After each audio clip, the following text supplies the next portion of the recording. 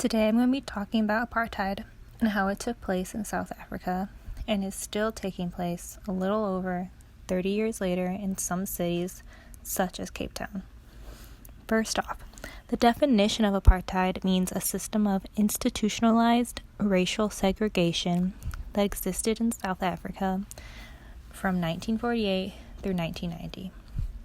Now here's a little background on how apartheid officially had started. Here, this picture shows a timeline which I'll be going through. So in 1913, there was a controversial land act that actually passed 3 years after South Africa had gained its independence. This land act marked the beginning of territorial segregation. And as a result of this, Black Africans were forced to live in reserves, and it was made illegal for them to work as sharecroppers. The Land Act had also formed the South African National Native Congress, or also known as the ANC. Then in 1948, the Afrikaner National Party won their general election under the slogan Apartheid, which also stands for apartness. This group had separated South Africa's white minority and its non-white majority. And in 1950, the government banned marriage between whites and people of other races. Other land acts also set aside more than 80% of the country's land to the white majority, which left the other races with barely any land. In 1961, many resistance leaders had been captured and were sentenced to long prison terms or were even executed. Nelson Mandela was one who had spent over 27 years in prison. And from 1961 to 1994, more than 3.5 million people have been forcibly removed from their homes and were then deposited in Bantustans. Bantustans are also called the homelands. Majority of Black populations were moved there to prevent them from living in the urban areas of South Africa, and it was done to give the Blacks the responsibility of running their own independent government. But that just meant that the government would deny them protection and any remaining rights a Black could have in South Africa. Also, depending on what culture you were, determined which homeland you would be sent to. This ultimately allowed the government to say that there was no Black majority since everyone was separated, and it reduced the possibility of Blacks unifying into one nationalist organization, since everyone was a part, which was the government's goal. In 1980, Mandela's followers had smuggled a letter that Mandela had wrote in prison which said, "Unite, mobilize, fight on. Between the anvil of united mass action and the hammer of the armed struggle, we shall crush apartheid." This letter and many more that he wrote helped spark the continuing of anti-apartheid movement. In 1985, the United Kingdom and the United States imposed economic sanctions onto the country because they did not support South Africa's apartheid policies. South Africa then was now under pressure for the government to end apartheid, so this then led in 1990, Mandela finally walking free from prison, and negotiations to end apartheid finally began that year. The negotiations lasted for about 4 years, and it ended with the election of Mandela as president. Mandela was president from May 10th, 1994 to June 16th, 1999. He was South Africa's first Black president. So the question is, what is Cape Town like 30 years later post-apartheid? And you're going to be surprised to what you learn about Cape Town. First off, the separation of the rich and poor Black and white people was supposed to be erased, but it still hasn't happened. The ANC government has faltered on desegregation. There are more squatters in Cape Town than there were during apartheid, which tells you that something went wrong and apartheid never even left. Now I'm going to be talking about some of these pictures. So in the first one you see is a woman named Siddiqa LaRue and her 2 boys who are sharing a room together. And before moving into Sissy Pool House, which was actually a hospital before, they had rented a room nearby a neighborhood with another woman who also had 2 children. making it 6 occupants altogether. A lot of people in Cape Town have to share rooms with multiple other people. Same with, you see this man named Jonathan Clarice, who has his wife and 4 kids, and they are residents of Sisiko House as well. And according to Clarice, they used to live in a neglected building that was rat infested, full of criminal activity, and lacked electricity and water. It stated, he said, "We moved here for the electricity. It's clean, there's water, we need water, it's safe," says Clarice. For many, the hospital is the best option. Also, I'd like to add that this year, around January, the old hospital suffered from a fire outbreak, and many argue that if their redevelopmental project at the old Woodstock Hospital was not canceled by Cape Town, that the families living there would have instead been living in safe housing instead of this hospital where the fire started, which, even though it didn't harm anyone, it could have harmed people if everyone wasn't evacuated. But clearly you can just tell that the government does not care about helping people and building more homes for people, so they would just much rather have citizens just living in a hospital, even though it's still not the greatest. Now here in this picture is a woman named Nomfusi Penyaza, and here she is sitting on a salvage sofa, which is in the center of her small tin shack.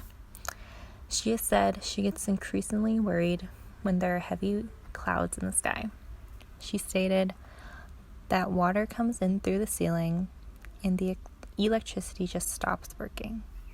This woman also shares this tiny shack with her 2 daughters and 4 grandchildren. They share 2 beds together, all 7 of them. Penyaza is also worried that the children will get sick due to how unsanitary it is. She also mentions that sometimes her neighbors will just turn off the power and hold her to ransom. Many of her possessions are also piled in boxes and in suitcases, so then they are ready to leave at a moment's notice. Many families live the same exact way as Penyaza does. In Cape Town, the sense of apartness is still strong. And after decades of enforced segregation, the feeling is permanently carved into the city. There is a separation from poor blacks and rich whites. There has been a social engineering of apartheid, which is just mainly due from how the city was built. On maps, you can see how both natural landscape and man-made infrastructure are employed as just physical barriers to keep the different racial communities as isolated as possible. Cape Town was conceived with a white-only center surrounded by contained settlements for the blacks and colored. The inside, or the center of the city, is looked to be rich and clean. They had a whole cosmetic makeover. Well, if you go outside of it, you can just see jumbled shacks stretch off into the distance. This is occurring because investors ultimately are finding hope of the port city of Cape Town, where their commercial and residential estate market is growing. So this is pushing them to evict many low-income South Africans, because this capital is ultimately just known for their stunning ocean views and the mountainous terrain and vineyards, which draw in tourists and wealthy foreigners. So they want the city to just take in the image of being wealthy, filled with more white people and eliminating black and mixed race South Africans. Next, I'm going to be talking about this township, which is called Khayelitsha, which is located on the eastern edge of Cape Town. So here in these next few pictures that you're going to be seeing is that these houses are just identical single-story homes, which are put in repetitive rows and are even nicknamed dog kennels because these homes have plastic crates as gates and the mailboxes are made from oil cans. The people who live in these things have to suffer from cramped and unhygienic conditions. These homes are in horrible shape, and it is unfortunate that people have to live in these homes. Also, the population was once 200,000, but now it is around 1 million. And what I think is crazy is that a quarter of the population lives in these informal housing. Many of the homes also have no electricity, so it makes no sense because this township is the biggest and fastest growing in the country, yet the government just can't give their people good housing and to help them. Kalicha also has over 50% unemployment and the highest crime rate, and has a reputation for gang violence, so police have to deal with an average of 4 murders a weekend, and some areas are so bad that the police just refuse to go to them. The government is just doing a poor job of taking care of their people and fixing up their community. Also, I should mention that Nelson Mandela had declared as president that he would be launching this the biggest state housing developmental project in the world, which would be known as the Reconstruction and Developmental Program, or RDP. And they built over 3.6 million new homes, but despite such improvements, there has been a realization that the RDP housing program has also reinforced apartheid-era segregation. So they made it so the poor would have to go to the ghettos, which are at the furthest edge of the city. Also, the houses that they were building, they were built quickly and were cheap to make, so it resulted in many of them crumbling down. The Cape Town government also believes and fears that the more freedom you give people, the less easy it is for them to control people. So South Africa just lacks helping the poor blacks and rather supports the rich whites. But I have heard that there are plans to fix the outside of Cape Town, but the government's intentions are just still not right, and they will keep putting the poorest people furthest away from the city, just repeating mistakes. Luckily, there are activists that are a part of the anti-eviction campaign, which is made up with poor and oppressed communities in Cape Town who are trying to demand for services such as electricity and water, and for there to be more housing available. I would also like to say that many people agree that for over the last 30 years, all anyone has been doing is watching the injustices go by and no one is doing anything about it. When Mandela was in power, there was optimism that life would change in South Africa and everyone would be equal, but that still has not happened. Injustices have remained stagnant, and I believe that it is time for a change. Many others do agree.